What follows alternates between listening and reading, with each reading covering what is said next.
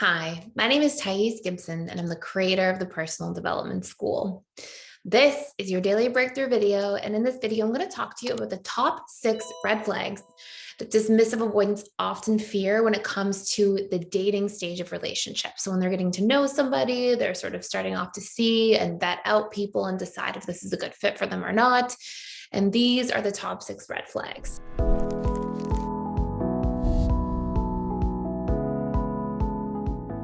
Hey, I just wanted to jump in here really quick and let you know exciting news, which is that we are launching round 2 of integrated attachment theory coaching training. This is training with me about everything related to attachment styles, reconditioning the subconscious mind, and also includes a full session all about how to build your business, how to produce funnels, how to really up level so that you can work from home, work with clients, have the freedom and flexibility you want to be of service, to contribute after a whole bunch of training, really learning about these tools and tips from the inside out. I'm really excited to be sharing this. We won't be doing this again till literally probably October of next year, 2023. So join now while you can. We're doing this because of popular demand from our last one. Our seats filled up so quickly, and I would love to be able to share this with you. So if you want to learn more and get on the list below, you can click the link in the description box, and we begin this October 5th. So first and foremost, and some of these are not necessarily what you would expect, we've got the very clear ones for those of you that watch this channel. Criticism tends to be a huge red flag. These are some of the more obvious ones. DAs, because they have a big I am defective core wound, they're so much more sensitive to criticism than they would ever let on. And if they see somebody be really critical out of the gates, this can be something that really makes them want to shut down, push away. And highly critical people, they tend to want to keep at bay and often will not continuously pursue. Number 2, another really obvious one, is too much closeness. If somebody feels like they're moving too fast, because dismissive avoidants really value their freedom, their autonomy, their independence. If somebody tries to move too quickly, they'll see this as a bad sign and a red flag, and they'll try to sort of deflect or deter themselves away from that relationship and probably discontinue the connection. Then we have number 3, which is a little bit less obvious, which is high expectations. Dismissive avoidants often have this deep, deep inner fear that they won't often share until a little bit later into knowing somebody. But I've definitely seen this come up in sessions a lot when I work with dismissive avoidants. And it would be that they really fear that they are incapable of truly showing up and committing to a relationship, and as if there's something sort of wrong with them or flawed or different about them. And they tend to feel this sort of learned helplessness to really meet people's expectations in relationships. So when people have high expectations, it's not like with a fearful avoidant, how it kind of triggers them and it's their shadow because they have such high expectations of themselves. But it's more like they sort of have this fear, oh my goodness, you're going to expect too much of me and I'm not going to be able to show up, and it's too much pressure and I feel trapped, and they will tend to sort of push away. Number 4 is erratic behaviors. So dismissive avoidants, deep down, they really care about security, comfort, stability, consistency. And if they see a lot of erratic behaviors from somebody, they won't see that as like exciting or interesting. They'll tend to see that as something kind of scary and to be avoided. And erratic behaviors can be things like moving around often and all of a sudden, changing jobs often, things like this. Over the years, I saw so many dismissive avoidants in my practice say to me, I don't know about that person because they move around too much, and they would really see this as a big red flag.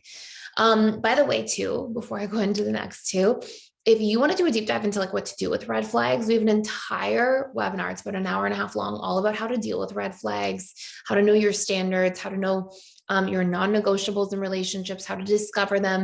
And you can check it out for free for 7 days using the link below. If you want to do a deep dive into like understanding what your red flags are, how to address red flags in a healthy manner, so you can figure out if they're a solvable problem or if they're absolutely not.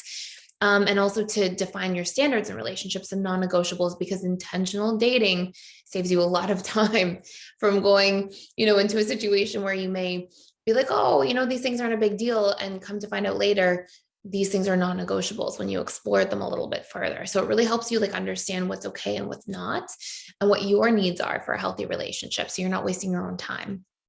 Anyways, so you can check that out for free. You can enter into the 7-day all access membership pass, go into the course section, click webinars, type in red flags, you'll see it right there.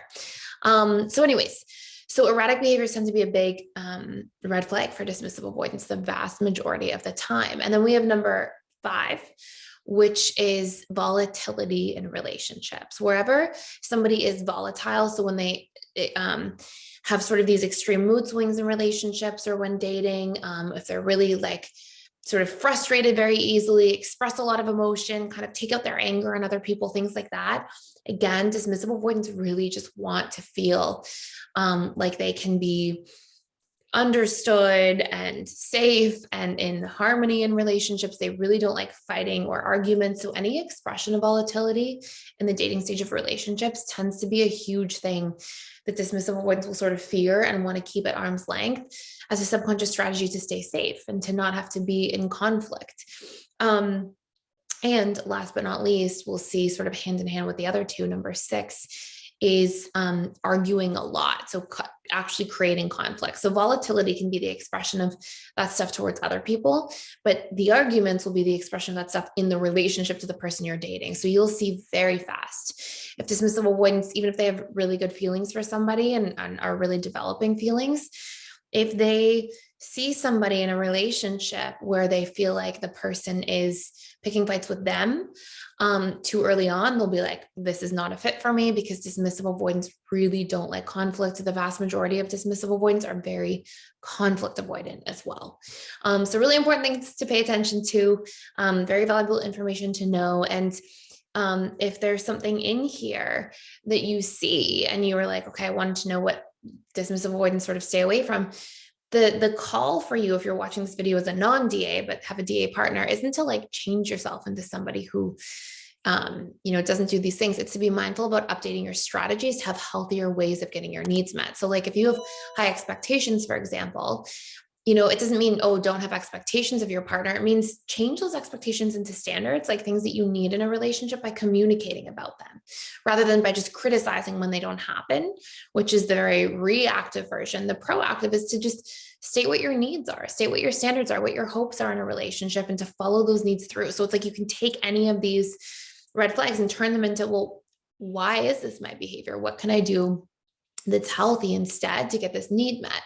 Another example is like if you're arguing with somebody, well, try to work on healthier conflict communication. So arguments don't have to be really negatively conflict oriented. They can be, hey, we talk proactively about things instead of pick fights, right? If you're picking a fight, it's usually because you have an unmet need. But if you just express the need in a healthy way, problem is solved.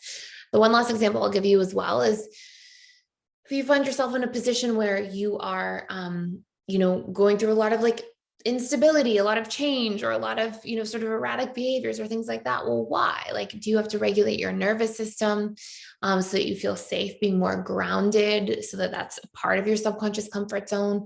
Do you have to do the work on meeting your needs for novelty in a healthier way, more proactively? Like there's always going to be something, if you see that these are your patterns, that you can unpack and discover from the unhealthy patterns by extracting what the need is and coming up with an updated, healthier form of getting the need met.